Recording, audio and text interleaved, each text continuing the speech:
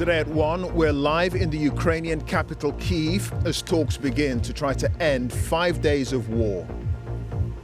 Delegations from Russia and Ukraine meet near the border with Belarus as both sides warn finding common ground will be impossible.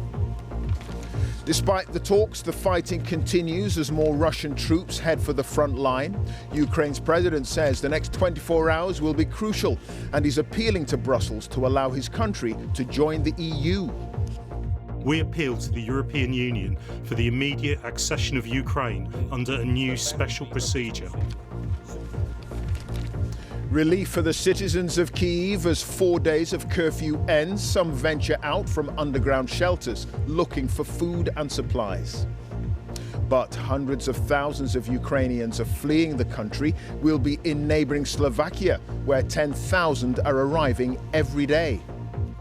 We don't hate Russian people, we hate war. We don't want war. It's all what we need.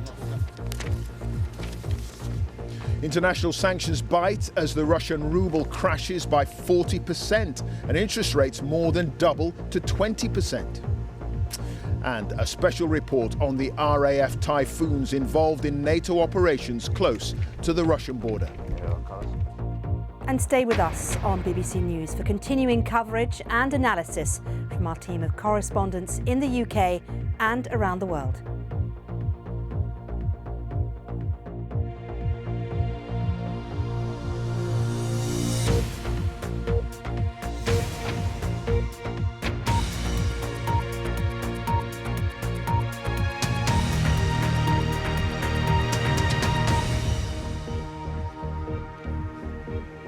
Good afternoon and welcome to the BBC News at 1, live from Kyiv, where there have been further explosions overnight as Russia's invasion of Ukraine enters its 5th day. The close to 3 million people here in the capital have been emerging from their homes after a weekend-long curfew.